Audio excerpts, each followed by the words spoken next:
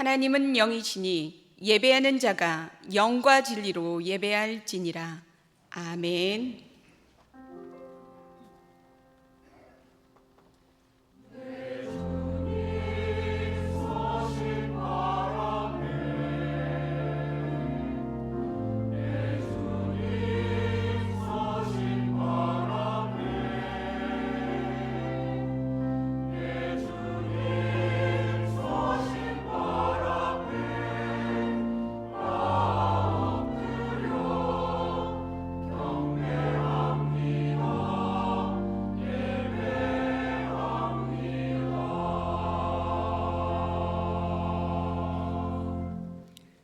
거룩하신 성삼위 하나님, 지난 한 주간도 주의 오른손으로 붙들어 주시고 생명길로 인도하는 큰 사랑을 덧입게 하여 주시니 감사를 드립니다. 비둘기와 같이 바람과 같이 불과 같이 역사하시는 보혜사 성령 하나님을 의지하며 왕의 지성소에서 예배하오니 우리의 입술은 찬양과 영광을 돌리게 하여 주시고 우리 마음 안에 있는 죄와 허물은 보혈의 피로 깨끗게 씻어주사 정결케 하여 주시며 우리의 영이 새로워지는 은혜의 시간 되게 하여 주옵소서. 우리 주 예수 그리스도의 이름으로 기원하옵나이다. 아멘. 모두 일어나셔서 찬송가 1장으로 하나님께 찬송드리겠습니다.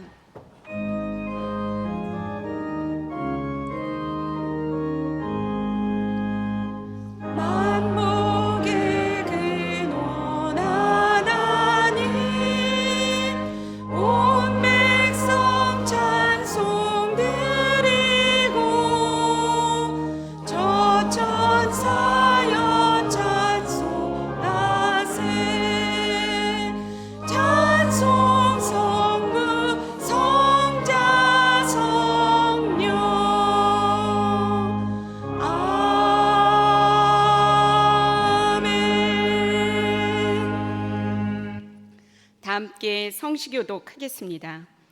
여호와여, 어느 때까지이니이까? 나를 영원히 잊으시나이까?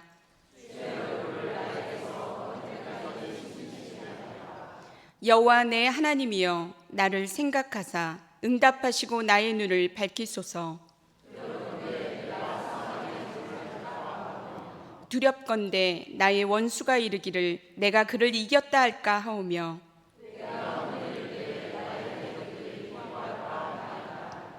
나는 오직 주의 사랑을 의지하였사오니 나의 마음은 주의 구원을 기뻐하리이다. 아멘. 사도신경으로 우리의 신앙을 고백하겠습니다. 나는 전능하신 아버지 하나님 천지의 창조주를 믿습니다. 나는 그의 유일하신 아들 우리 주 예수 그리스도를 믿습니다. 그는 성령으로 잉태되어 동정녀 마리아에게서 나시고 본디오 빌라도에게 고난을 받아 십자가에 못 박혀 죽으시고 장사된 지 사흘 만에 죽은 자 가운데서 다시 살아나셨으며 하늘에 오르시어 전능하신 아버지 하나님 우편에 앉아 계시다가 거기로부터 살아있는 자와 죽은 자를 심판하러 오십니다. 나는 성령을 믿으며 거룩한 공교회와 성도의 교제와 죄를 용서받는 것과 몸의 부활과 영생을 믿습니다. 아멘. 우리 찬송가 484장으로 하나님께 찬송드리겠습니다.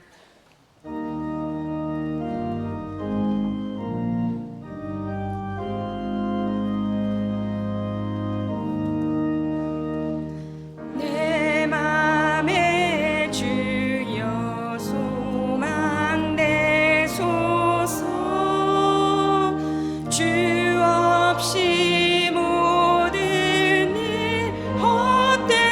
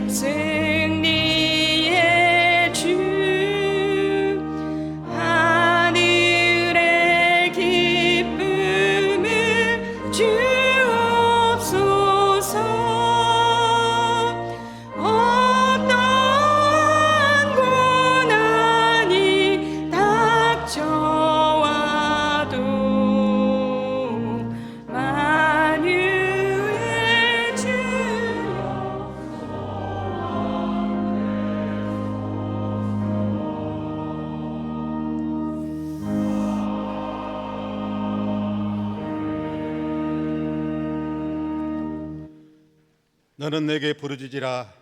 내가 네게 응답하겠고 네가 알지 못하는 그 은밀한 일을 네게 보이리라 말씀하신 하나님 아버지, 거룩한 주일을 맞아 예배드릴 수 있도록 저희의 심령을 돌봐주심에 감사와 찬양과 영광을 돌립니다.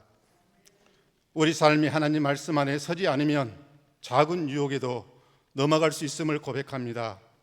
성공과 존경받는 유치만 바라보며 나의 욕망과 이익을 위하여 절차와 과정을, 배려와 존중을, 사랑과 정직함을 무시하며 부귀영화와 음란과 쾌락을 즐기는 세상의 조류에 휩쓸리지 않고 하나님 뜻을 분별하도록 늘 말씀 안에 거하게 하시옵소서. 하나님 나라 복음이 전해지는 일에 하나님께서 편하게 사용하시는 그릇이 될 수 있도록 인도하여 주옵소서. 6월 호국의 달에 나라와 민족을 위해 희생된 순국 열사들을 기억하여 주시고 지금도 고통받고 있는 그들의 가족들을 위로하여 주옵소서. 반세기가 넘도록 남과 북이 이념과 사상으로 나뉘어 화합하지 못하고 반목하고 대립하고 있습니다. 민족의 화합을 위해서 엎드려 기도하는 주의 백성들의 기도를 들어주셔서 이 민족이 통일 국가로 하나 되게 하시고 하나님의 나라로 바로 설 수 있도록 축복하여 주옵소서. 하나님 아버지, 영합으로부터 청년부 이르기까지 여름 성경학교와 수련회 등을 기도로 준비하는 과정들이 순적하게 하옵소서. 참여하는 모든 이에게 성령의 역사와 말씀의 은혜가 충만히 임하게 하옵소서. 다음 세대가 복음을 듣고 예수 그리스도를 인격적으로 깊이 만나며 진리 안에서 믿음의 자녀로 인생의 전환기를 맞이할 수 있도록 은혜 베풀어 주시옵소서. 선교사들에게 말씀의 능력과 성령의 능력을 덧입혀 주셔서 복음을 전하는 데 필요한 모든 것들을 주님의 방법대로 넉넉히 채워주시고 발 딛는 곳곳마다 복음의 씨앗이 뿌려져 하나님 나라가 풍성하게 하시옵소서. 하나님 아버지, 절박하고도 간절한 마음으로 간구하는 지체들의 기도를 흠양하여 주셔서 긍휼과 자비를 베풀어 주시옵소서. 뜻하지 않는 육신의 질병과 불의의 사고로 고통 중에 있는 지체들의 마음을 붙들어 주시고 위로하여 주시고 견뎌낼 수 있는 힘을 주시고 주님의 권능의 선으로 안수하여 주셔서 치유되고 회복시켜 주시옵소서. 남의 생애 동안 늘 부르짖으며 응답받는 선하고 복된 부활의 증인으로 삶을 살아갈 수 있도록 은혜 위에 은혜 베풀어 주시옵소서. 현존에 사는 믿음의 성심령들에게 영권과 물권을 주셔서 세상을 향한 책임을 다하게 하시고 모든 성도들이 하나 되게 하시며 서로 허물을 가려주며 이웃을 돌보는 사랑의 공동체로서 주님만 자랑하는 교회가 될 수 있도록 축복하여 주옵소서. 우리 삶 가운데 주님의 뜻이 무엇이며 하나님이 기뻐하시는 일이 무엇인지 영적인 분별력을 통하여 하나님의 뜻을 이루며 주님께서 교회를 세우신 목적을 이루어가는 축복과 마지막 때 칭찬 듣는 교회 되도록 역사하여 주시옵소서. 자원하는 마음으로 섬기는 자를 기뻐하시는 주님, 말씀에 따라 새 가족과 안내하는 일로, 차량 봉사로, 교사와 유로삼 전도 대원으로, 영상과 구역을 섬기는 일로, 찬양 대원으로 각가지 봉사의 손길들을 기억하셔서 복의 복을 다하여 주시옵소서. 단위에 서신 목회자를 성령의 능력으로 붙드셔서 하나님 말씀을 대언하고 증거할 수 있도록 주님께서 친히 함께 하시옵소서. 너는 내게 부르짖으라. 크고 은밀한 일을 내게 보이리라 하신 우리 주 예수 그리스도의 이름으로 간절히 기도하옵나이다. 아멘.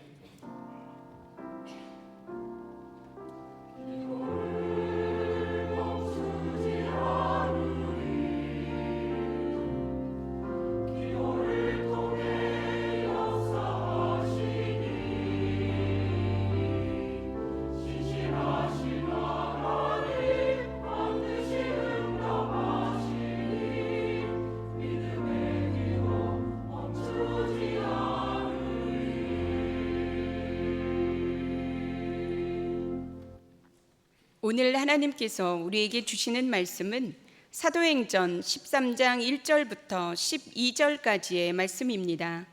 사도행전 13장 1절부터 12절까지의 말씀입니다. 신약성경 209쪽에 있습니다. 개역 개정과 새 번역으로 하나님의 말씀을 봉독합니다. 안디옥 교회에 선지자들과 교사들이 있으니 곧 바나바와 니게르라 하는 시므온과 구레네 사람 루기오와 분봉왕 헤롯의 젖동생 마나엔과 및 사울이라. 주를 섬겨 금식할 때 성령이 이르시되 내가 불러 시키는 일을 위하여 바나바와 사울을 따로 세우라 하시니 이에 금식하며 기도하고 두 사람에게 안수하여 보내니라.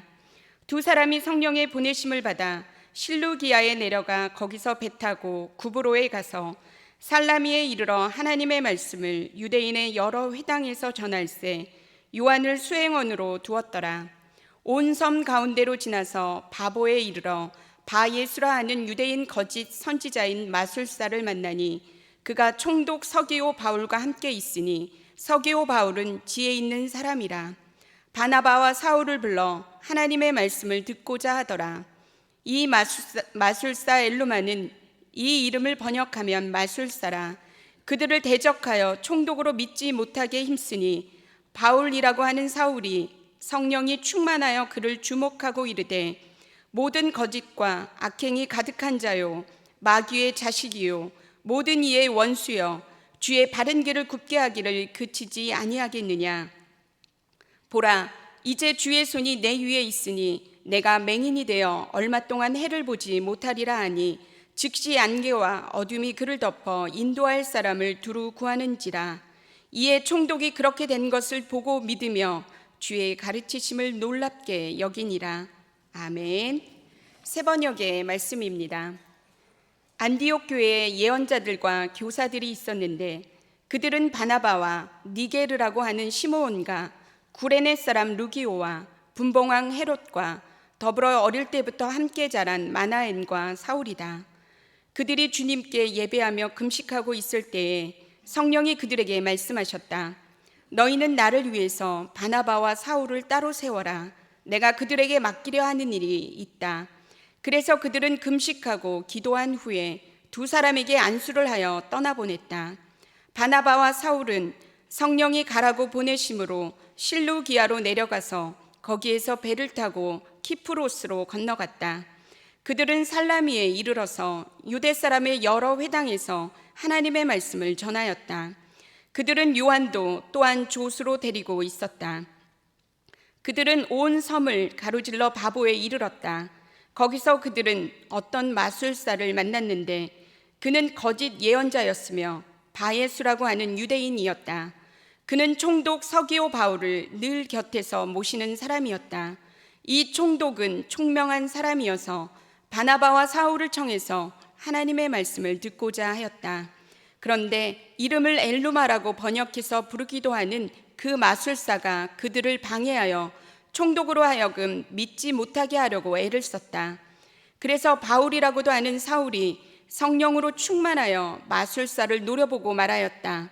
너 속임수와 악행으로 가득 찬 악마의 자식아, 모든 정의의 원수야. 너는 주님의 바른 길을 굽게 하는 짓을 그치지 못하겠느냐. 보아라, 이제 주님의 손이 너를 내리칠 것이니 눈이 멀어서 얼마 동안 햇빛을 보지 못할 것이다. 그러자 곧 안개와 어둠이 그를 내리덮어서 그는 앞을 더듬으면서 손을 잡아 자기를 이끌어줄 사람을 찾았다. 총독은 그 일어난 일을 보고 주님을 믿게 되었고 주님의 교훈에 깊은 감명을 받았다. 아멘. 하나님께서 이 말씀을 통하여 은혜 주시기를 원합니다.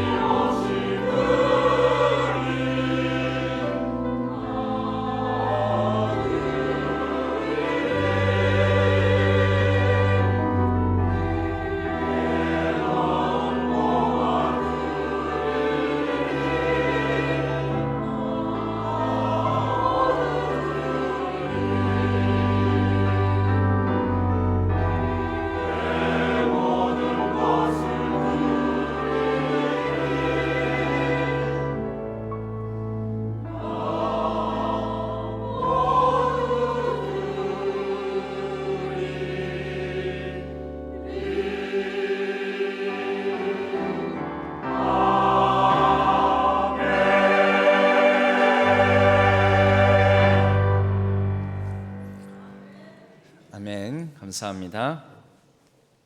잠깐 기도하겠습니다.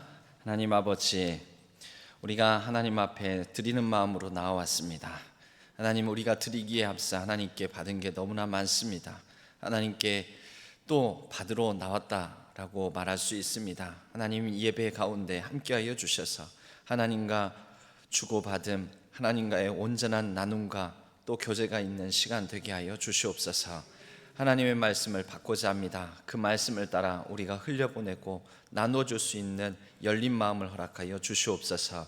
말씀을 들려주시고 또 마음과 귀를 열어주시고 그 말씀에 반응하게 하여 주시옵소서. 성령 하나님께서 주관하여 주실 줄로 믿고 의지하오며 우리 주 예수 그리스도의 이름으로 간절히 기도하옵나이다. 아멘. 오늘은 새로운 선교적 교회의 출현, 이 안디옥 교회에 관한 말씀을, 특별히 안디옥 교회에 세워진 사람들, 이 사람들을 중심으로 나누어 보고자 합니다. 안디옥 교회는 이미 사도행전 11장에 등장을 합니다.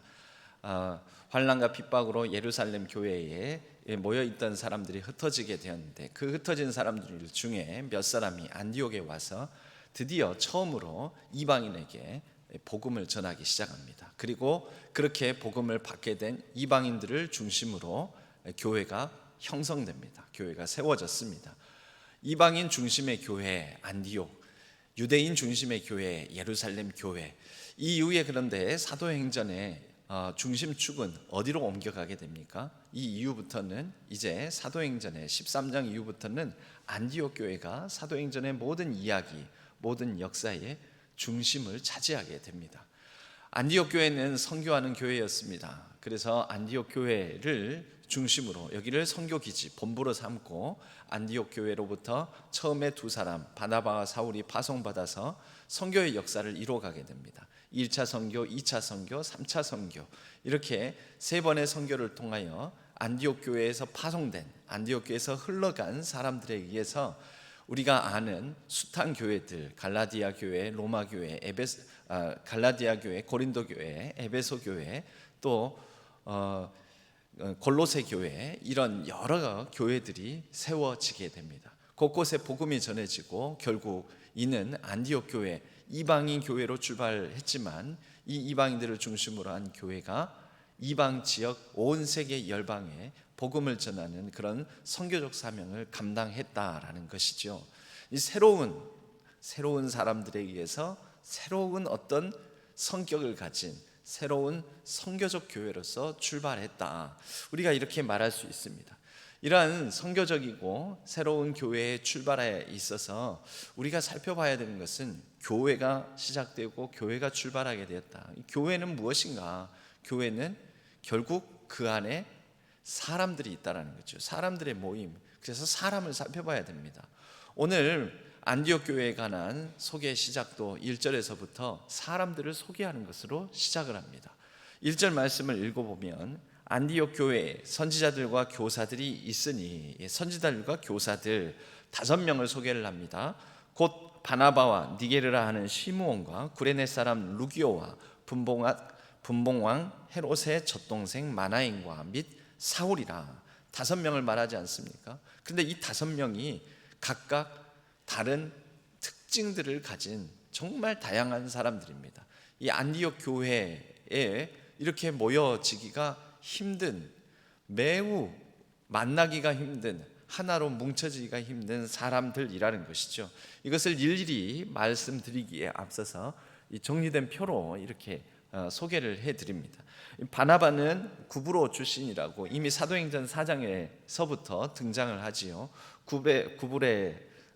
구브로에서 난 사람으로서 레위 지파 사람이니까 유대인이라는 것을 알 수 있고, 그가 가진 재산을 팔아서 예루살렘 교회에 성령 충만함 가운데서 내어놓는 것을 보면 상당한 그래도 재력을 가진 중산층 이상의 사람이지 않았을까 생각을 하고, 예루살렘 교회에서 교회를 이루어감, 교회가 세워져감, 또 교회 안에서 복음으로 사람들이 변화되어가는 모습을 직접 보고 경험했던 예루살렘 교회 출신의 사람이었습니다.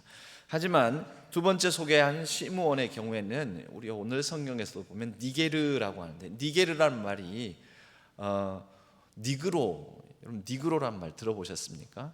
흑인들을 비하해서 말할 때 이 니그로라고 얘기를 하는. 예전에 우리 조선, 이 한반도 조선 사람들을 조센징이라고 비하해서 말을 하고, 우리도 그렇게 표현하는 경우가 있죠. 일본 사람들을 쪽발이 뭐 이런 식으로 표현하는.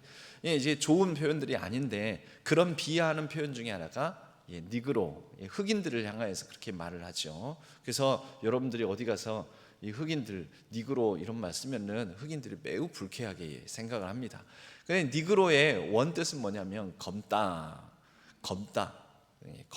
그러면서 약간은 비하적인 그런 의미가 담겨 있습니다. 이 니그로라는 말이 니게르라는 말하고 같은 어원에서 나옵니다. 그래서 이 시몬이라는 사람을 니게르라고 했다는 것은 이 사람이 피부색이 검었다, 그럼 흑인이었다라고 추정할 수가 있습니다. 그는 아마도 모르긴 하지만 아마 해방된 자유노예, 원래 노예 신분이었다가 해방되었던 그런 사람이지 않았겠는가라고 추정을 해봅니다. 세 번째로 루기오라는 사람이 나옵니다. 구레네 출신이고 헬라인이거나 또는 헬라화된 유대인으로 추정을 해봅니다. 마나엔이라는 사람은 상당한 고귀한 신분을 지닌 사람이었기 때문에 헤롯과 같이 같은 젖을 먹고 같은 유모 품 안에서 자란 사람, 헤롯의 젖동생, 예루살렘 출신일 거고요. 유대인이긴 하지만 헤롯 분봉왕 헤롯처럼 아마 혼혈 유대인이지 않았겠는가 이렇게도 생각을 합니다. 헤롯이 교회를 핍박했던 사람이지 않습니까? 그러니까 교회를 핍박했던 고위직, 상당한 고위직 최측근으로 여겨지는 사람이 마나엔입니다. 사울은 우리가 잘 알지만 길리기아 다소 출신으로서 로마 시민권도 가지고 있고 헬라어도 자유롭게 구사할 줄 아는 헬라파 유대인이며, 그러나 율법 교육도 가말리엘 문화생으로서 받았던 최고의 교육을 받았던 사람, 우리가 알다시피 교회를 핍박하고 교회를 회방했던 박해자, 핍박자였던 사람. 여러분, 이렇게 너무나 다양한 사람들 아닙니까? 이 다양한 사람들이 한데 모여서 안디옥 교회를 세워가고 있었다라는 거죠. 안디옥 교회에 지도자가 이렇게 다양한 출신과 배경, 신분을 가지고 있었다라는 것은 안디옥 교회에 또 그렇게 다양한 사람들이, 다양한 새로운 신자들이 유입되었고, 새로운 신자들 저마다 여러 다양한 지도자들에 의해서 양육되고 제자화되는 과정이 있었다라는 것을 우리는 추정해 볼 수가 있습니다. 여기에 이 다양한 5명의 지도자들을 소개함에 앞서서 교사와 선지자가 있었다 하는데, 우리는 이 말부터 좀 살펴볼 필요가 있습니다. 바로 이 교사와 선지자라는 말이 성경에서 표현될 때 무슨 뜻을 갖는가? 여러분, 먼저 성경에서 교사라고 하면 이 교사는 성경 교사를 말합니다. 그러니까 성경을 풀어낼 줄 아는 사람들, 성경을 아는 사람들, 성경 안에 있는 하나님의 뜻, 하나님의 원리를 이해하고 있는 사람들. 여러분, 먼저 우리는 그리스도인이 된다, 또 그리스도인들을 세워간다 할 때 성경을 알아야 됩니다.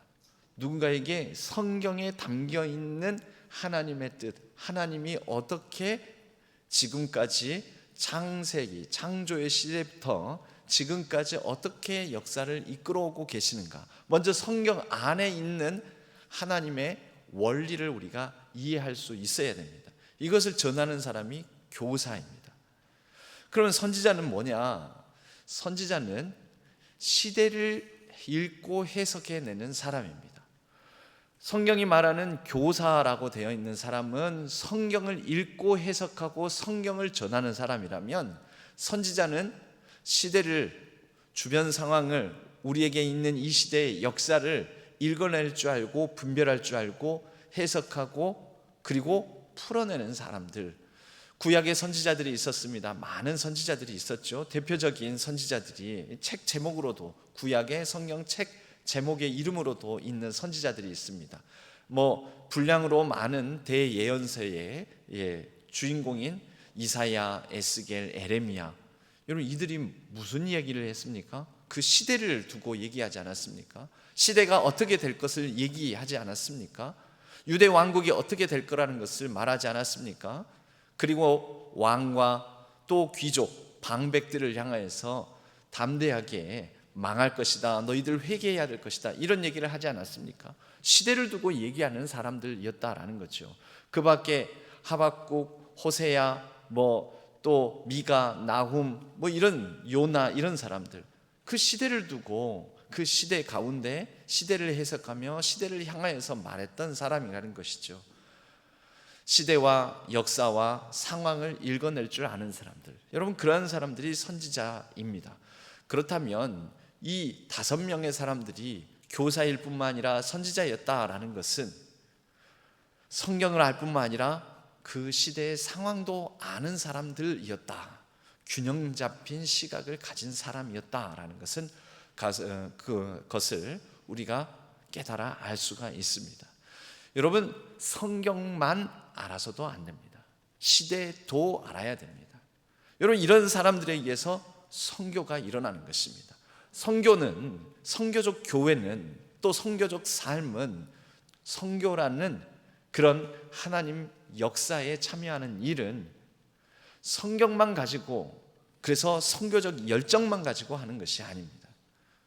선교 대상이 있으면 선교 대상에 대해서 이해해야 되고 분별해야 되고, 선교 지역이 있다면 선교 지역에 대해서 배워야 되고, 그들의 문화도 알아야 되고 그들의 역사도 파악해야 되는 것이죠. 여러분, 선교의 가장 작은 단위로 보면은 우리가 교회 개척도 선교라고 볼 수가 있습니다. 교회 개척 어떻게 합니까? 성경만 알아서 성경 지식만 가지고 교회 개척합니까? 그래서 교회 개척의 열정만 가지고 나설 수 있을까요? 아닙니다. 교회 개척은 어디에 세워지는 것입니까? 교회가 세워질 지역이 있을 거 아니에요. 지역 분석해야 되지요. 그 지역에 모여들 사람에 대한 분석해야 되죠. 그곳의 어떤 주변 환경을 살펴야 되는 것이지요. 여러분, 바로 이런 선지자적 역할, 또 그렇게 교회 안으로 올 사람들을 잘 파악하고 분석한 다음에 거기에 자리 잡을 입지를 잘 분석한 다음에 그렇게 교회가 세워지면 거기에 올 사람들을 성경적으로 잘 가르칠 수 있어야 되는 거죠. 여러분, 이것을 잘 해낼 수 있는 사람이 있어야 교회 개척도 성공할 수 있는 것입니다. 그런 면에서 볼 때 바나바, 그리고 바나바를 위시해서 이 5명은 두 가지가 잘 구비되고 준비된 사람이었다는 거죠. 그 중에 제일 첫 번째로 이름을 올리는 바나바는 어떤 사람이었습니까? 바나바는 예루살렘 교회 공동체가 형성되는 순간부터 예루살렘 교회에 사람들이 드나들고, 그리고 사람들이 양육되고 변화되고 교회가 세워지는 과정을 다 목격하고 경험하고 거기에 참여했던 사람입니다.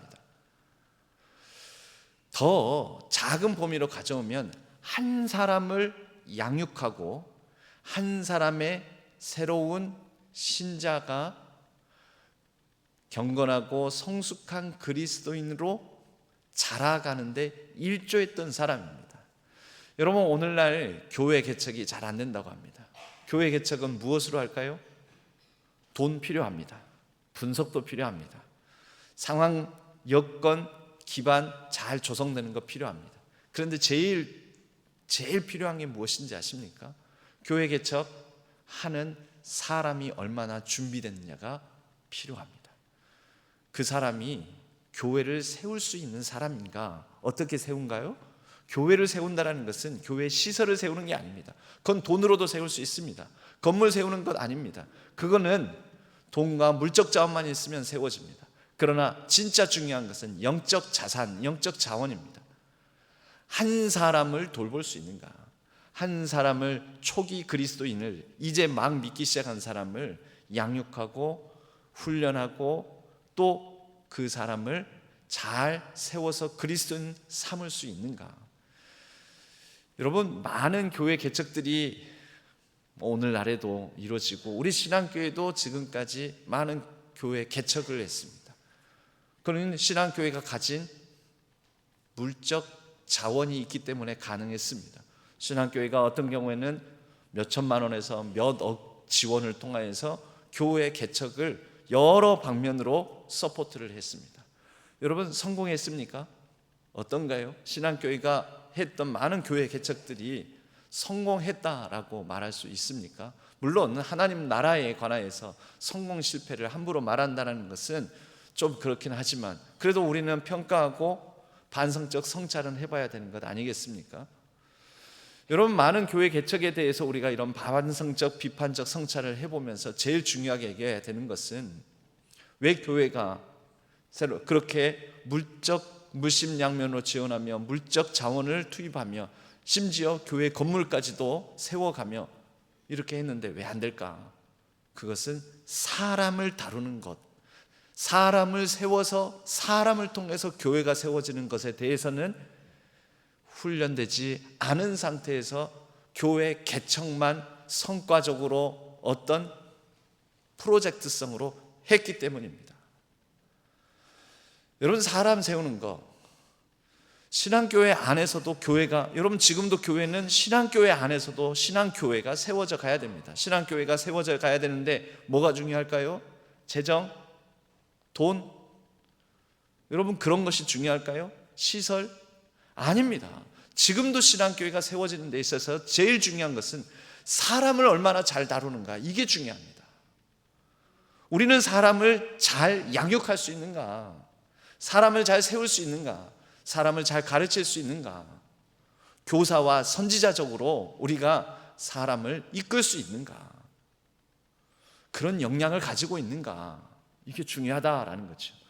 교회 개척이 많이 실패를 하는데요, 교회 개척이 성공하는 케이스들이 가끔 있습니다. 거기를 보면은 사람의 문제입니다. 사람이 사람을 얼마나 잘 세워나가는가. 여러분 아무래도 사람을 좀 더 많이 더 비교적 잘 다뤄봤던, 그래서 교회를 세워봤던, 교회를 이끌어봤던 경험이 있는 여러분 가끔 가다가 교회 개척 성공 사례들 중에는 담임 목사가 나가서 개척하는 경우가 있습니다. 보통 이 교회의 부목사님들이 개척을 나가잖아요. 개척 지원을 해주잖아요. 그런데 많은 경우에 그게 실패하더라는 거죠. 그래서 교회 개척이 성공하려면 담임 목사가 나가야 된다. 담임 목사가 개척을 해야 된다.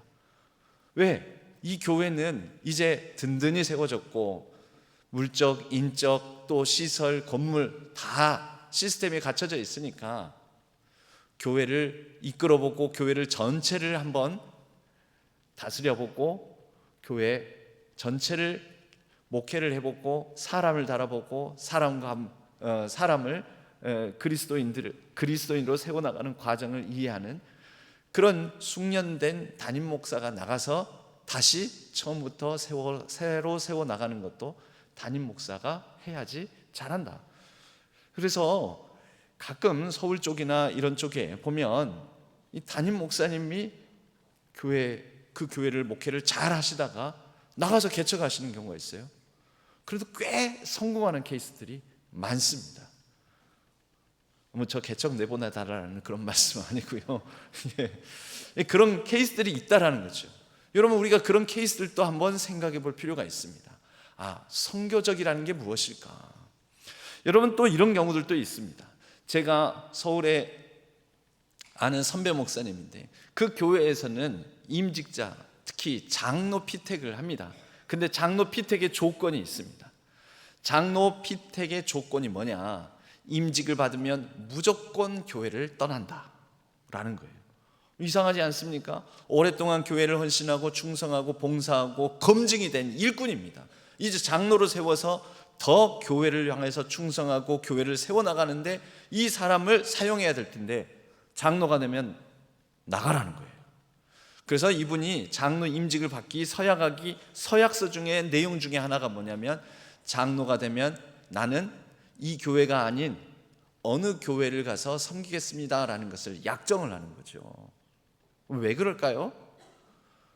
교회를 헌신하고 섬기고 세워오고 교회를 이끌어 볼 수 있는 사람이 이제 이 교회는 그렇게 세워졌으니까, 이 교회는 이 사람이 없어도 잘 돌아가니까 교회를 이끌 줄 아는 사람, 교회를 섬기는 사람, 교회를 충성스럽게 봉사할 수 있는 사람이 필요한 연약한 교회 가서 장로가 되어서 가서 섬기라라는 것이죠. 그래서 장로가 되면 장로 임직식과 더불어서 장로로서 파송을 합니다. 임직식이 곧 파송식입니다. 그런 교회가 있더라는 것이죠. 여러분 이상합니까? 이상합니까? 그죠? 특이하죠. 특이해 보이지요. 그러나 여러분 그 안에 담겨져 있는 괜찮을 수도 있겠다라는 생각도 들지요. 여러분 그런 교회가 놀랍게도 그런데 안디옥 교회였습니다. 안디옥 교회에 5사람이 있는데요, 이 5사람을 두고 그들이 2절 말씀에 보면요, 주를 섬겨 금식할 때, 주를 섬긴다라는 것은 예배한다라는 것입니다. 그래서 세번역에는 그들이 주님께 예배하며 금식하고 있을 때에 그들이 일회성으로 했겠습니까? 예배와 금식, 이것은 온전히 하나님께 집중하고 하나님께 주도권을 내어드리며 하나님의 뜻이 무엇인지를 헌신하고 그리고 집중하고 예민함으로 살펴봤다라는 것이지요. 그러한 예배와 금식 이런 것을 통해서 하나님의 뜻을 엄격하게 구별할 때 성령이 이르시되, 여러분 그렇게 하나님을 향해서 주도권을 내어드리고 듣고자 할 때 성령이 하시는 말씀도 들을 수 있겠지요. 그래서 듣습니다. 성령이 뭐라고 말씀하시냐면, 너희는 나를 위해서 바나바와 사울을 따로 세워라. 이미 이 안디옥 교회의 지도자로 세워져 있는데요, 순서를 보면 바나바로 시작해서 5번째 사울로 끝나지 않습니까? 그런데 고대 문서에서 사람을 소개할 때는 제일 영향력이 큰 사람, 제일 앞순위에 있는 사람을 그 문서 소개 앞부분에다 넣고요, 2인자에 해당되는 사람을 그 문서의 제일 마지막 끝부분에 넣었습니다. 그러니까 이 안디옥 교회의 1인자와 2인자는 누구입니까? 제일 처음에 기술된 바나바, 그리고 제일 마지막에 기술된 사울, 이 2사람이 안디옥 교회의 1, 2, 넘버 1, 넘버 2 양쪽 기둥이었다라는 것이죠. 그런데 이 이미 기둥으로 세워진 2사람을 뭐 하라고요? 따로 구별하여 세우라라는 것이죠. 뭘 위해서요? 하나님의 선교의 역사를 위해서. 그래서 내가 그들에게 맡기려 하는 일이 있다. 이 안디옥 교회에 머물러 있는 일이 아니다. 안디옥 교회를 떠나는 일이다. 안디옥 교회로부터 파송받는 일이다.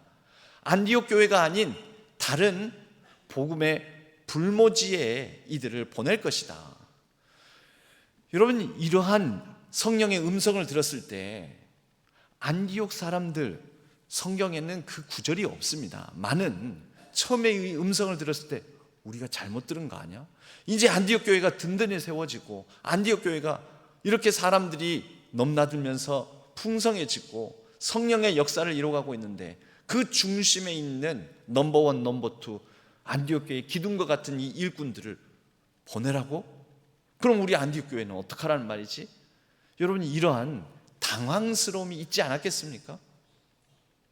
우리 교회는 어떡하라는 말이지? 이런 혼란스러움이 있지 않았겠습니까? 우리가 잘못 들은 것일지도 몰라. 아니야, 하나님께서 설마 우리 교회를 이렇게 이 2사람에 빠지면 얼마나 공백이 생길지도 모르는데 이거 하나님의 뜻이 아닐지도 몰라. 그러면서 그들은 처음에 바로 순종하기는 어려웠겠지요. 3절에 보니까 이에 금식하며 기도하고, 이것은 계속해서 하나님의 뜻이 무엇인지 우리의 욕망을 내려놓고 우리의 마음을 내려놓고 계속해서 하나님의 뜻을 구별하는 것입니다. 기도하는 중에 그들의 마음에 성령의 감동은 2사람을 떠나 보내는 게 하나님의 선하신 역사구나. 그들을 떠나 보내게 되는 것입니다. 그래서 2사람에게 안수하여 보내니라. 그 2사람을 기둥 같은 일꾼 안디옥 교회의 핵심을 떠나 보내는 것입니다. 여러분 성교는 무엇을 어떤 방식으로 이루어져야 되는지 아십니까? 성교는 사람을 통해서 이루어갑니다. 그런데 그 사람은 흐르는 사람입니다. 흘려보내는 일을 통해서 이루어지는 것입니다. 안디옥 교회 입장에서는 어쩌면 예루살렘 교회의 실수처럼 예루살렘 교회는 흐르지 않았습니다. 처음에 성령의 권능에 힘입어서 성령의 능력을 받아 성령의 임재와 함께 성령의 은혜를 받아 성령의 충만함을 그 안에 예루살렘 안에만 가둬두고 있었습니다. 물론 가난한 자, 연약한 자들이 오는 사람들을 향하여 그들이 가진 물질을 흘려보내는 일은 했지요.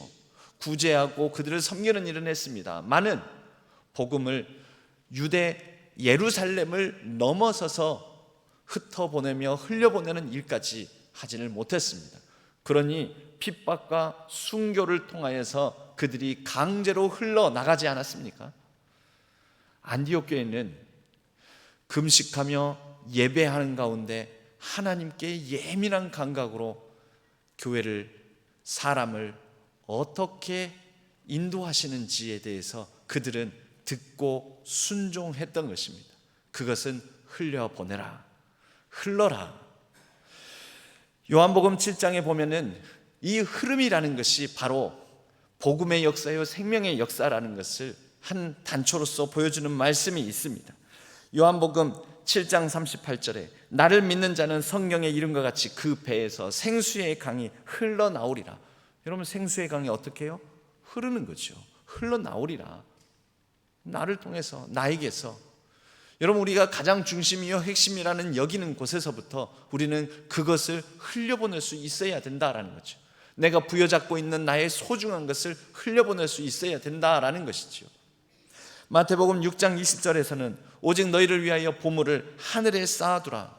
하늘에 쌓아둔다라는, 이 쌓아둔다라는 게 뭘까요? 쌓는다라는 말이 땅에, 내 곳간에, 내 안에 아니고 하늘에. 하늘은 초월적 곳입니다. 내가 생각지도 못한 곳입니다. 내가 한 번도 계획하지도 않았던 방식으로 흘려보내는 것, 그것이 하늘에 쌓아두는 것입니다. 여러분들은 하늘에 쌓아두는 삶을 살아가고 계십니까? 아니면 가둬두고 있는 삶을 살아가고 계십니까? 하늘에 쌓아둔다라는 것은 내가 생각지도 않은, 내가 계획하지도 않은, 내가 한 번도 마음에 품어보지도 않은 그 뜻을 향하여 하나님을 섬기며 예배하며 하나님께 마음을 집중할 때 하나님이 주신 감동 가운데 흘려보내라, 흘러라 라고 하신다면 그것에 순종하며 나아가는 그곳에 하늘에 쌓는 일이 벌어질 줄로 믿습니다. 여러분, 그렇게 에베소 교회는 두 사람을 안디옥 교회 안에 쌓아놓지 않고 안디옥 교회 안에 가다 놓지 않고 흘려 보내게 됩니다. 예루살렘 교회에서 바나바가 흘려 보내져서 안디옥 교회에 왔고, 안디옥 교회에서 또 다시 그는 흘려 보내져서 세계 선교를 감당하게 된 것이지요. 그러고 보면 오늘날 한국 교회의 많은 역사도 그 한 교회에서 흘러 넘쳐서 생수의 강이 그 배에서 흐르듯이 그 교회의 배에서 흘러 넘쳐서 그렇게 흐른 사람들에 의해서 새로운 교회들이 곳곳에 세워지고 오늘날 한국 교회에 이만큼의 부흥과 성장의 역사가 일어난 것입니다. 그리고 한국 교회를 통하여서 많은 세계 선교의 역사도 펼쳐지게 된 것입니다. 여러분, 그렇게 흐르고 흘러서 두 사람이 성령의 보내심을 받아서 배를 타고 구브로에 가고, 이 구브로는 아까도 말씀드렸지만 바나바의 고향입니다. 고향. 그가 가장 익숙한 곳에 가서 문화적으로, 선지적으로, 즉 상황을 이해하고 그 형편을 이해하고 그 구브로라는 배경을 이해하는 그 지역에 가서 먼저 복음을 전했던 것이지요. 그렇게 자신에게 있는 배에서 나오는 생수의 강을 흘려보내는 것이지요. 복음을 흘려보냅니다. 그렇게 구브로에 갔다가 살라미에 이르렀다가 유대인의 여러 회당에서 전하며 온 섬 가운데, 바로 이 섬이 어디냐면 바로 키프로스라고 말하는 섬입니다. 키프로스, 구브로의 구브로가 제주도처럼 이렇게 옆으로 약간 타원형처럼 끝에가 삐죽한 옆으로 형성된 섬인데요, 그 지도를 봤을 때 가장 오른쪽 끝편에 있는 곳이 살람이고요, 왼쪽 끝편에 있는 곳이 파푸스라는 항구입니다. 그러니까 이쪽 끝에서 저쪽 끝까지, 구브로 키프로스 섬 끝에서 끝까지, 땅 끝에서 땅 끝까지 이 걸쳐서 복음을 전했다라는 것이죠. 이렇게 복음을 전하는 중에 복음에 전하는데 회방꾼을 만나게 됩니다. 그 회방꾼을 만나게 될 때 바울이 혹독하게 꾸짖게 되는 말이 나오는 거지요. 그 말이 보면 9절에 바울이라고 하는 사울이, 이제 이 바울이 사울에서 이름이 바뀌어서 호칭이 이렇게 바뀌어서 불려지게 됩니다. 성령에 충만하여 그를 주목하고 이르되 모든 거짓과 악행이 가득한 자요 마귀의 자식이요 모든 의의 원수요 주의 바른 길을 굳게 하기를 그치지 아니하겠느냐. 세번역으로 보면 더 혹독합니다. 너 속임수와 악행으로 가득 찬 악마의 자식아, 모든 정의 원수야. 너는 주님의 바른 길을 굳게 하는 짓을 그치지 못하겠느냐. 보아라, 이제 주님의 손이 너를 내리칠 것이니 눈이 멀어서 얼마 동안 햇빛을 보지 못할 것이다 하고 사정없이 뭐라고 하고 나서 그에게 벌을 내립니다. 보지 못할 것이다 하고 혹독하게 몰아붙이시죠. 여러분, 이렇게 할 수 있는 바울의 이 저변의 근거가 무엇이 있었겠습니까? 바울은 그 자신에게 확고한 정체성, 정체감이 있었습니다. 여러분, 자신이 확실한 사람은 악행을 향하여서, 악을 향하여서, 세상을 향하여서 담대하게 꾸짖거나 외칠 수 있는 것입니다. 이게 성지자적인 것입니다. 여러분, 오늘날 그리스도인이 세상을 향하여서 담대하게 선언하고 선포하고 자기 자신을 드러내지는 못하는 이유가 어디에 있습니까? 정체성의 불분명에 있습니다. 혹시 여러분들 중에 이번 주간에 또는 지난 주간부터 우리 총회 교단장, 총회장에 대해서, 제가 오히려 이걸 전하는 역할을 맡고 있는 것은 아닌지 모르겠습니다만, 우리 교단 총회장의 부도덕한 어떤 의혹에 대해서 이 소식을 들은 분이 있을지 모르겠습니다.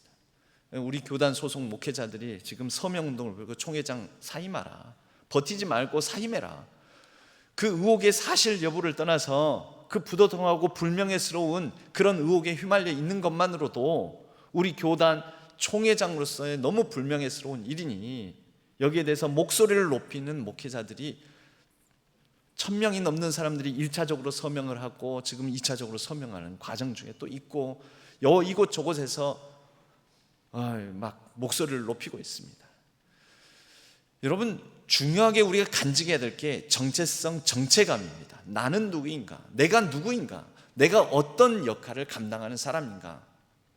예전에 어떤 사람이 이유는 모르겠는데 그런 약간 정신적인 문제를 앓고 있는 사람이 있었습니다. 그 정신적인 문제 중에 하나가 뭐냐면 자기 자신을 쥐로 여기는 거예요. 쥐로. 이게 지어낸 말이니까요, 너무 심각하게 받지는 마시고요. 그래서 사람이 자기를 쥐로 여기다니요. 그래서 쥐 소리를 내고 찍찍찍찍찍 이런 소리를 내고 쥐가 하는 행동들 따라하고, 그래서 이 사람을 정신병원에 입원시켜가지고 오랫동안 치료를 받았습니다. 계속해서 그 사람을 향해서 묻는 거죠. 당신은 누구입니까? 예, 나는, 처음에는 입원에 시작할 때는 나는 쥐입니다. 찍찍찍찍 막 이러서 이렇게 답을 하는데, 치료를 잘 받고 이제 증상이 완화되어서 마지막 퇴원을 하면서 묻습니다. 당신은 누구입니까? 나는 사람입니다. 나는 쥐가 아니라 사람입니다. 그러더라는 거죠. 당신 이제 치료를 다 받았군요. 이제 다 온전하게 되었으니까 퇴원해도 좋겠습니다. 이제부터는 정말 한 사람의 인격체로서, 인격적인 사람으로서 행복한 삶을 사십시오 하고 그 사람을 퇴원을 하면서 의사가 내보냈습니다. 그럼 내보내고 문을 열고 나가다가 말고 이 사람이 갑자기 벌벌 떨면서 문 밖을 나서지를 못하다라는 것이죠. 봤더니 문을 열고 왜 그러십니까? 그래서 저 앞에 있는 것을 보니까 고양이가 있더라는 겁니다. 고양이가 야옹 하고 아주 예쁜 목소리를 내면서 이 정신병원에서 이렇게 키우는 고양이가 있는데 나가지 못하다는 거죠. 아니, 왜 못 나가냐고. 당신은 누구십니까? 그랬더니 나는 쥐가 아니라 사람입니다. 그런데 그 사실을 나는 아는데 저 고양이가 모를까 봐 무서워서 못 나가겠습니다. 그러더라는 거죠. 나는 내가 쥐가 아니라 사람이라고 인식하는데 저 고양이가 나를 쥐로 보면은 어떡합니까? 그래서 나를 잡아먹으면 어떡합니까? 해서 여러분, 이 사람 지금 다 고쳐졌습니까? 못 고쳐졌습니까? 지금 자기를 사람으로 알고 있습니까? 쥐로 알고 있습니까? 여러분, 정체성의 혼란이라는 것이 이렇게 일어나는 경우가 많다라는 거죠. 그래서 옳은 걸 옳다, 틀린 건 틀리다라고 말을 못하고 세상을 향하여, 사람을 향하여 이 세상을 살아가면서도 그리스도인들이 내가 그리스도인임을, 내가 목사임을, 내가 성도임을, 내가 장로임을, 내가 권사임을, 내가 집사임을 온전히 드러내지도 못한다라는 거죠. 아니요, 나는 장로고 목사고 권사고 성도고 나는 그리스도인이고 나는 아는데요, 세상에 나를 모르잖아요. 내가 그런 사람이죠. 여러분, 그거 드러내라고 우리에게 그 직분 주시고 그 이름, 거룩한 이름 주시는 것 아니겠습니까? 확고한 정체성, 정체감에서 성교적 삶이 이루어지는 것입니다. 야 엘루마야, 바 예수야, 네가 바가 아들이란 뜻이고요. 예수는 예수님, 구원자란 뜻이에요. 구원의 아들이라는 이름을 가진, 그러나 마술이나 행하고 복음의 회방꾼이 되고 있던 엘루마, 마술사라고 불려지는 그 바 예수를 향해서 바울이 호되게 꾸짖는 것이죠. 어디서 나오겠습니까? 어디서 나오는 자신감이겠습니까? 자신의 정체성, 정체감에서 나오는 것이죠. 여러분, 세상을 살아가면서 왜 우리가 눌리고 상하고 말도 제대로 못하고 끙끙거리고 온전히 세상을 향해서 담대하게 선포하지도 못하고 왜 못하는 것입니까? 세상이 내가 성도인지 잘 모를 것 같아서, 내가 그리스도인지 잘 모를 것 같아서. 선포해야지요. 고양이가 두렵습니까, 여러분? 여러분, 그렇게 우리의 확고한 정체감을 가지고 살아가는 데서 선교적 삶이 이루어지는 것입니다. 각자 다른 모양으로, 다른 직업으로, 다른 형편에서, 다른 세상의 곳곳에 파송받아서 선교적 삶을 살아가며 우리는 그렇게 교회를, 흩어진 교회로서 하나님의 뜻을 이루어가고 있다라는 것이지요. 여러분, 모이는 선교적 교회 이루어져야 됩니다. 그러나 또 흩어져서는 흩어진 선교적 교회로서 선교적 삶을 살아낼 수 있어야 합니다. 여러분, 제가 해외에 있으면서도 이렇게 서명을 하려고 그러는데 좀 약간 두려운 마음도 생기더라고요. 제가 이 교단 총회장하고도 개인적인 친분 관계도 있긴 있습니다. 그러나 잘못한 것에 대해서는 잘못해야 되겠다는 생각도 드는데 서명을 하면서 이렇게 해가지고 나중에 이렇게 신문지상이나 어딘가에 교계 신문에도 내 이름이 등장하게 되면 그거 보고 나중에 이런 혼자 계산을 막 하게 생각을 하게 되더라고요. 여러분, 제가 명성교회 출신이지만 명성교회의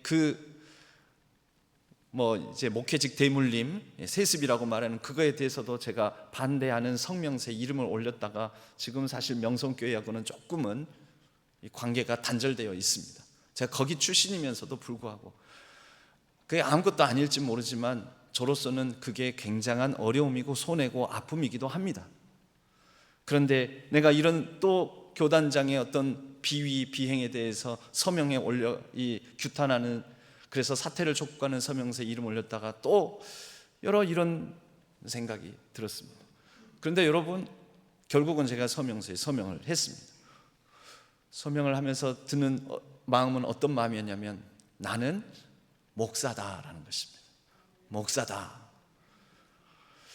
목사로서 아닌 건 아니고 맞는 건 맞는 거, 그렇게 하다가 손해보는 게 있다면 그것도 목사로서의 감당할 몫이다.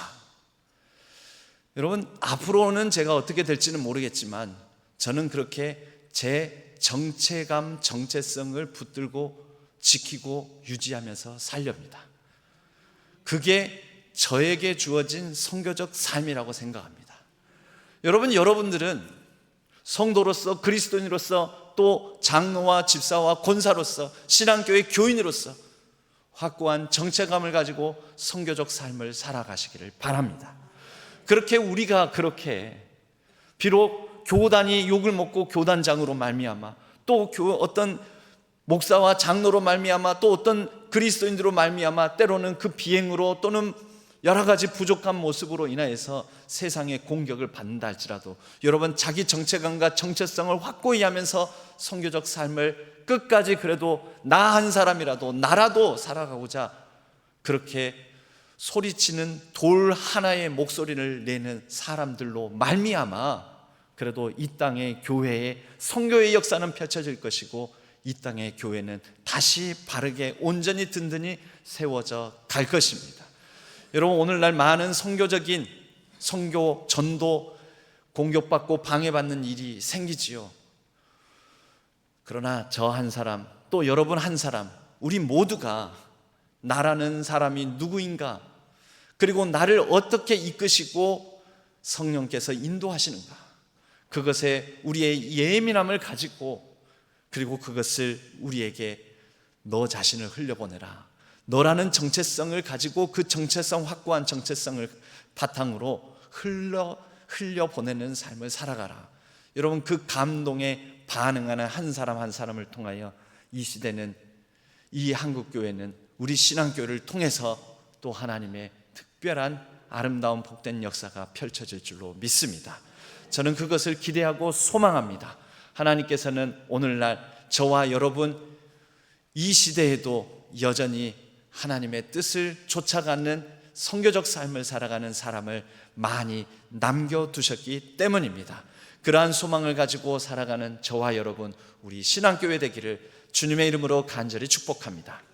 하나님 아버지, 이 시대에 참으로 복음이 또 선교의 역사가, 개척이, 전도가 힘들다고 하는 이 시대 가운데, 그러나 우리에게 주신 확고한 사명, 또 우리가 누구인가에 대한 확고한 정체성, 정체감 잃어버리지 아니하고 이러한 부분을 굳건히 붙잡음에 우리가 담대히 선포하고 담대히 전하고 또 담대히 나아가라 할 때는 나아가고 흘려보내는 삶을 살아가게 하여 주옵소서.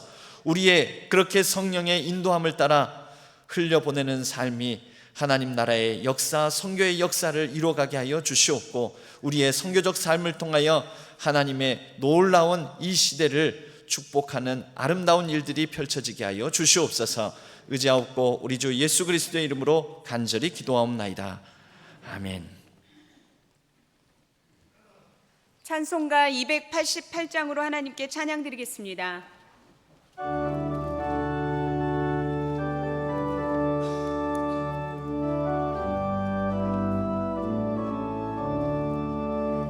예수를 나의 구주 삼고 성령과 피로써 거듭나니 이 세상에서 내 영혼이 하늘의 영광 누리도다.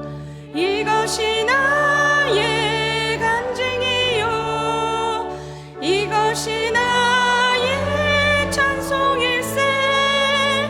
나 사는 동안 끊임없이 구주를 찬송하리로다. 온전히 주께 맡겠네요. 사랑의 음성을 듣는 중에 천사들 왕래하는 것과 하늘의 영광 보리로다. 이것이 나의 간증이요, 이것이 나의 찬송일세. 나 사는 동안 끊임없이 구주를 주 안에 기쁨 누림으로 마음의 풍랑이 잔잔하니 세상과 나는 간 곳 없고 구속한 주만 보이도다.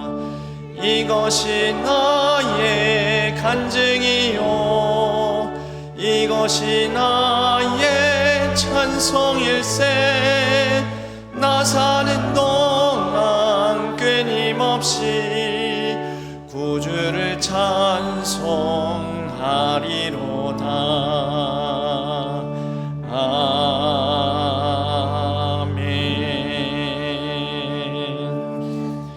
하나님 아버지, 우리에게 주신 은혜에 감사함으로 구별하여 하나님 앞에 주일헌금으로 11조로 선교와 비전헌금으로 또 갖가지 감사의 제목을 담아 감사의 예물을 올려드립니다. 하나님 나라와 영광 위에 아름답게 쓰여지는 예물 되게 하여 주시옵고 우리의 간절함에 선하게 응답하여 주시오며 또 감사함에 더 풍성함으로 하나님께서 은혜를 베풀어 주시옵소서. 우리 모든 성도님들의 고나고 또 여러 가지 부족하고 연약한 삶 위에 하나님께서 긍휼과 자비를 베풀어 주시고 또 형통케 하여 주시옵소서. 각 가정과 자녀 손 위에 은혜를 베풀어 주시옵소서.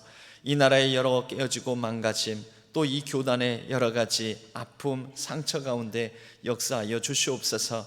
한반도의 남북의 대치 상황이 서로 핵 경쟁을 하는 상황으로 또 무기 경쟁 또 힘을 과시하는 상황으로 치닫고 있습니다.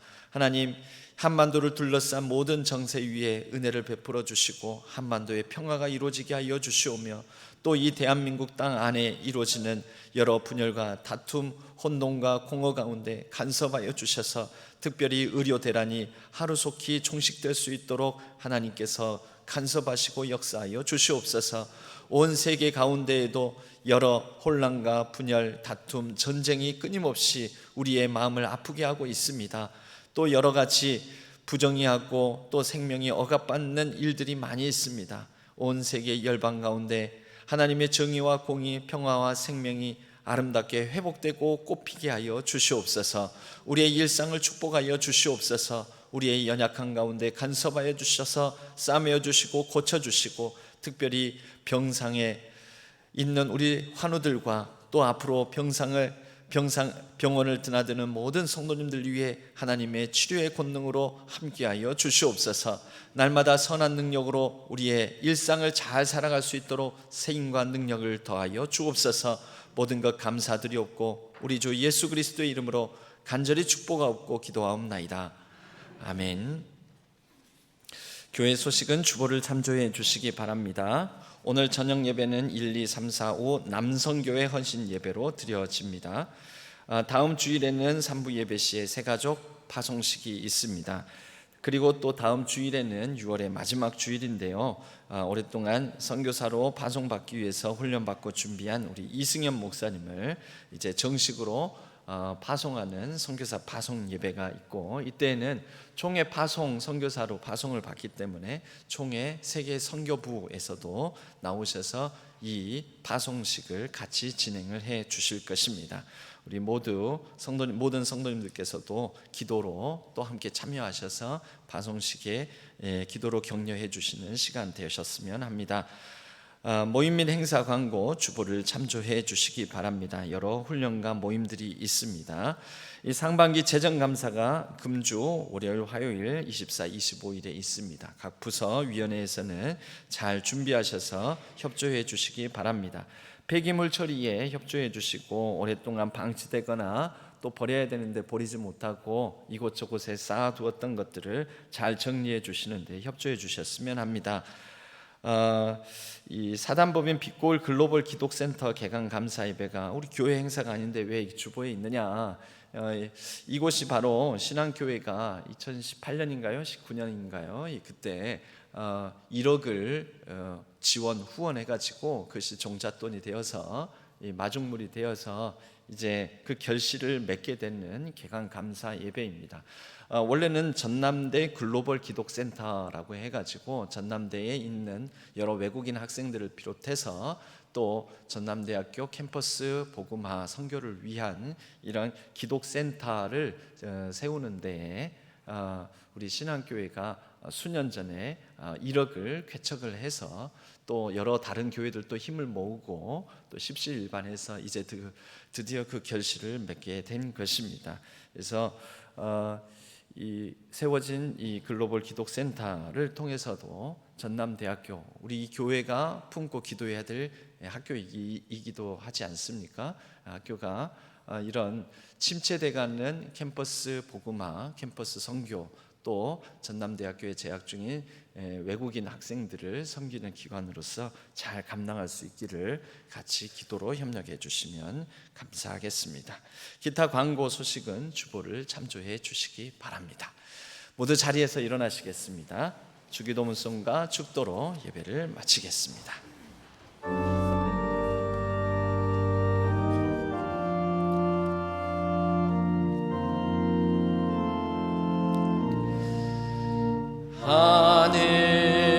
하늘에 계신 아버지, 이름 거룩하사 주님 나라 임하시고 뜻이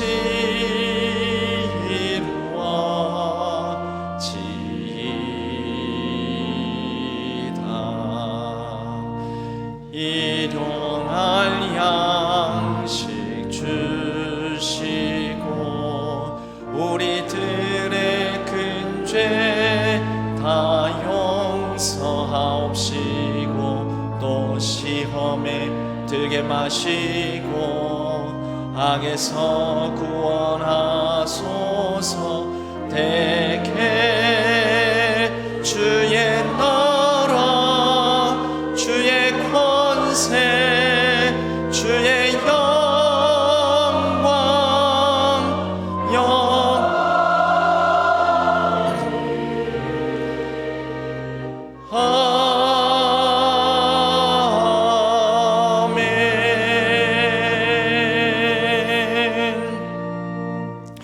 이제는 우리 주 예수 그리스도의 은혜와 하나님 아버지의 지극하신 사랑하심과 성령 하나님의 위로 교통하심이 크리스천으로서 또 우리에게 주신 거룩한 직분을 따라 우리의 정체성을 가지고 선교적 삶을 살아가며 흘러가는 삶을 살아가기를 다짐하는 우리 신안의 모든 성도님들 위해, 우리 신안교회 위해, 온라인상에서 흩어져 예배를 드리는 모든 예배자들 위해 이제로부터 영원까지 함께 하시기를 간절히 축원하옵나이다. 아멘.